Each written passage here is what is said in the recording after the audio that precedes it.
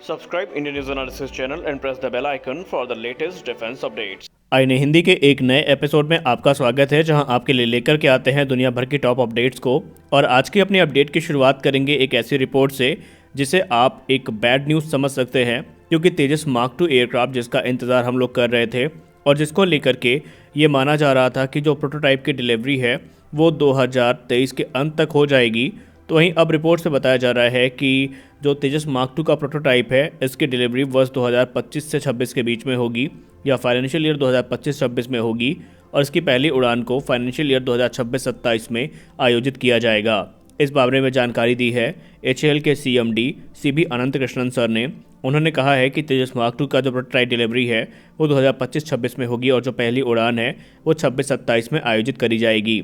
हालांकि आपको एक गुड न्यूज़ भी दे देते हैं कि तेजस मार्क 1A का जो प्रोडक्शन है वो पूरी रफ्तार के साथ होने वाला है और जो पहला एयरक्राफ्ट है वो समय से पहले भारतीय वायुसेना को ज्वाइन करेगा। वहीं कुछ रिपोर्ट्स इस तरफ इशारा कर रही हैं कि इंडियन एयरफोर्स अपनी घटती स्क्वाड्रन की क्षमता को पूरा करने के लिए जो एडिशनल तेजस मार्क 1A जेट हैं इनको लेकर के विचार भी कर रही है और संभावित है कि आने वाले निकट भविष्य में तेजस मार्क 1A के जो एडिशनल ऑर्डर्स हैं वो देखने को मिल सकते हैं। हमारी अगली बड़ी अपडेट एक ऐसे सब्जेक्ट को लेकर के है जिस पे चर्चाएं काफ़ी ज़्यादा हुई हैं और अब ये जो रिपोर्ट आई है ये खुश करने वाली है। DRDO चीफ ने मीडिया से बात करते हुए कहा है कि हमारी जो जेट इंजन टेक्नोलॉजी है वो लगातार मैच्योर हो रही हैं और हमारे जो प्रयास है वो फलीभूत हो रहे हैं और अब हमारा देश उस पोजीशन में आ गया है कि हम अलग अलग जो एयरक्राफ्ट हैं या अलग अलग जो रिक्वायरमेंट्स हैं उनके आधार पर डिफरेंट क्लास के जो इंजन्स हैं उनको डेवलप कर सकते हैं। उनमें से 52 किलोटन का जो एक इंजन है वो एक एग्जाम्पल के तौर पर सेट किया गया है। आपको हम बताना चाहेंगे इनडायरेक्टली शायद उन्होंने इस चीज़ को कंफर्म कर दिया है कि जो हमारा कावेरी ड्राई इंजन है जो कि रशिया में टेस्ट से गुजर रहा है उसके टेस्ट पूर्णतया सफल हो रहे हैं या अभी तक जितने टेस्ट आयोजित किए गए हैं वो सफल है और आने वाले समय में जो इंजन्स हैं उनका विकास कार्यक्रम इसी आधार पर किया जाएगा।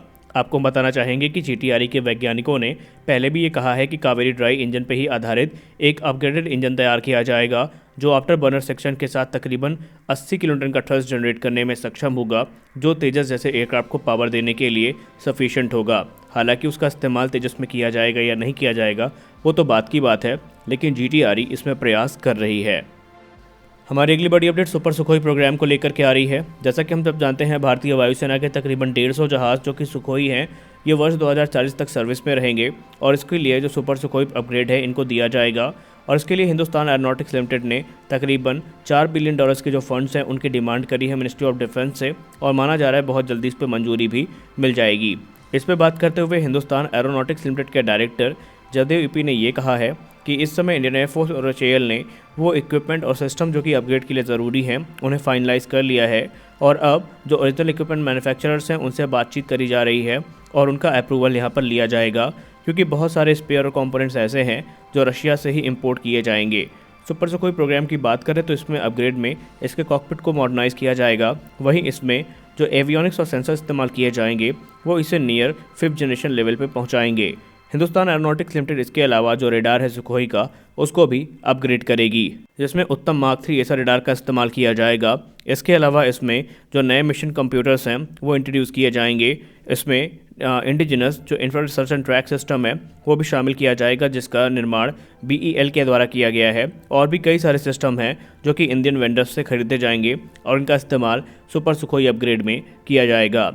हिंदुस्तान एरोनॉटिक्स लिमिटेड अलग अलग बैचेस में इनको अपग्रेड करेगी और ये जो प्रोग्राम है ये 2024 से पूरी तरीके से शुरू हो जाएगा। हालांकि कई कंपोनेंट्स ऐसे हैं जिनकी टेस्टिंग को ऑलरेडी शुरू किया जा चुका है, तो इन शॉर्ट हम ये कह सकते हैं कि ये प्रोग्राम ऑलरेडी शुरू हो चुका है, लेकिन अभी जो प्रोटोटाइप है उनमें सारी टेक्नोलॉजीज़ को वैलिडेट किया जाएगा और जो फुल स्केल अपग्रेडेशन है वो वर्ष 2026 से 27 के बीच में शुरू होने की उम्मीद है।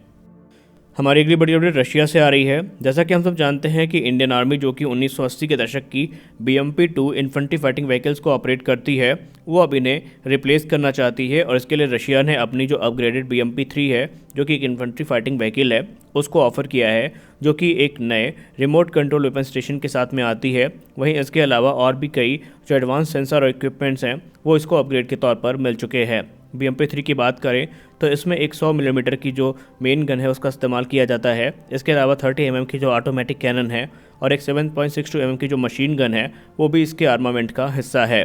और इसमें जो सेंसर्स हैं वो काफ़ी एडवांस हैं। इसके अलावा इसको काफ़ी ज़्यादा प्रोटेक्ट भी किया गया है। इसमें जो आर्मर्स हैं उनको और भी ज़्यादा मॉडिफाई किया गया है और ये काफ़ी कैपेबल भी बन चुकी हैं। ये infantry fighting vehicle, armour personnel carrier या टैंक्स को भी अपना निशाना बना सकती हैं। और इसके अलावा जो लो फ्लाइंग एरियल टारगेट्स हैं जैसे कि हेलीकॉप्टर और ड्रोन्स हो गए, उनको भी ये निशाना बनाने में सक्षम है। इस समय इंडियन आर्मी को 1750 की संख्या में जो फ्यूचर इन्फेंट्री कॉम्बैट व्हीकल्स हैं उनकी ज़रूरत है, जो कि 3 कॉन्फ़िगरेशन में चाहिए। पहला होगा गन वर्जन, दूसरा होगा कमांड पोस्ट वर्जन और तीसरा होगा कमांड एंड सर्वेलेंस वर्जन। वही रिक्वायरमेंट की बात करें तो ये जो फ्यूचर इन्फेंट्री कॉम्बैट व्हीकल्स हैं इनमें 3rd जनरेशन थर्मल इमेजर और इसके अलावा जो पैनोरामिक साइट्स हैं वो होनी चाहिए और जो मॉडर्न फायर कंट्रोल सिस्टम्स हैं और ऑटोमेटिक टारगेट ट्रैकर है, ये भी एक इंपॉर्टेंट क्राइटेरिया है। और रशिया को इस चीज़ का पूरा भरोसा है कि उनकी ये जो नई इन्फेंट्री फाइटिंग व्हीकल है वो इंडियन आर्मी की सारी रिक्वायरमेंट्स को पूरा कर रही है। हमारी अगली बड़ी अपडेट अमेरिका के पूर्व secretary of state Mike Pompeo के एक बयान को लेकर के आ रही है, जो कि उन्होंने अपनी किताब never give up an inch fighting for America I love में लिखा है। उन्होंने कहा कि जब बालाकोट एयर स्ट्राइक के बाद भारत और पाकिस्तान के बीच में स्कर्मिश हुआ था तो उसी दौरान 27 से लेकर 28 फरवरी के बीच में Indian counterpart Sushma Swaraj ji का उनको फ़ोन जाता है और वो बताती हैं इनको कि पाकिस्तान भारत पे न्यूक्लियर अटैक करने की तैयारी कर रहा है और भारत भी उनका जवाब देने के लिए पूरी तरीके से तैयार है। तो ये अपनी किताब में लिखते हैं कि उस समय मैं हैनोई में यूएस और नॉर्थ कोरिया की एक समिट अटेंड कर रहा था और जो अमेरिका की में टीम थी इनकी वो लगातार भारत और पाकिस्तान के संपर्क में थी कि किसी भी प्रकार से इस घटना को टाला जा सके। उन्होंने कहा इस बात में कोई संदेह नहीं है कि भारत और पाकिस्तान की जो शत्रुता है वो काफ़ी ज़्यादा आगे बढ़ चुकी थी और मुझे खुद भी नहीं पता था कि आगे क्या होने वाला है, लेकिन किसी तरह ये जो पूरा का पूरा वहाँ पर प्रोग्राम था जो न्यूक्लियर अटैक का, उसको वहाँ पर रद्द करवाया गया, वरना एक बड़ा जो पूरा तबाही थी वो हो सकती थी। और वो कहते हैं कि ये जो घटना मैं आपको बता रहा हूँ इसको लेकर के दुनिया में बहुत कम लोगों को पता है कि जो पूरा विवाद था वो यहाँ तक पहुँचा था। खैर अभी तक इसको लेकर के भारत या पाकिस्तान की तरफ से कोई भी आधिकारिक बयान नहीं आया है। देखते हैं आगे चल के भारत का इस पर क्या रिस्पॉन्स होने वाला है। हमारी अगली बड़ी अपडेट आ रही है F-16 फाल्कन को लेकर के। F-16 का जो सबसे लेटेस्ट वेरिएंट है जो कि ब्लॉक 70 है, इसकी पहली उड़ान को ट्यूसडे को लॉकहीड मार्टिन के द्वारा आयोजित कर लिया गया है। हालांकि ये एयरक्राफ्ट बहरीन के लिए बनाया गया है, लेकिन इस पर बात करते हुए लॉकहीड मार्टिन के CEO ने ये कहा कि यह हमारे लिए बहुत बड़ा माइलस्टोन है। ब्लॉक 70 की बात की जाए तो F-16 ब्लॉक 70 काफ़ी इम्प्रूव इलेक्ट्रॉनिक और रेडार के साथ में आता है। वहीं इसके कॉकपिट को भी काफ़ी ज़्यादा मॉडर्नाइज किया गया है और लॉकहीड मार्टिन ये क्लेम करती है कि ये सबसे एडवांस F-16 है जो अभी US या उनके एलाइज भी ऑपरेट नहीं करते।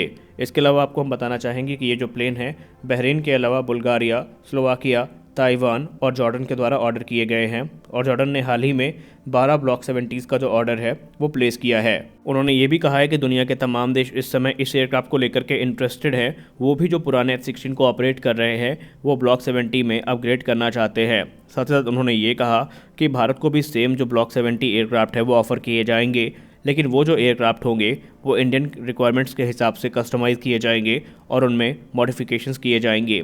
यानी इनडायरेक्टली जो F-21 भारत को ऑफ़र किया गया था लॉकहीड मार्टिन के द्वारा, वो आगे चल के F-16 ब्लॉक 70 ही होने वाला है, जो कि काफ़ी अपग्रेडेड वेरिएंट है F-16 का। हालांकि भारत उसको लेगा या नहीं लेगा वो तो बात की बात है, क्योंकि चांसेस बहुत कम है कि भारत के द्वारा जो F-21 है या F-16 ब्लॉक 70 है उसको लिया जाएगा, क्योंकि जो प्रबल दावेदार MRFA के अंतर्गत देखा जा रहा है वो राफेल F-4 देखा जा रहा है और एक ही एयरक्राफ्ट इस समय इसको टक्कर देता प्रतीत हो रहा है, वो है F-15EX।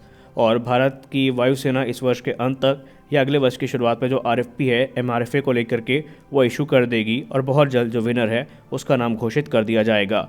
तो आपने वीडियो को अंत तक देखा, इसके लिए आप सभी का बहुत बहुत धन्यवाद। मिलते हैं अपने अगले वीडियो में। जय हिंद।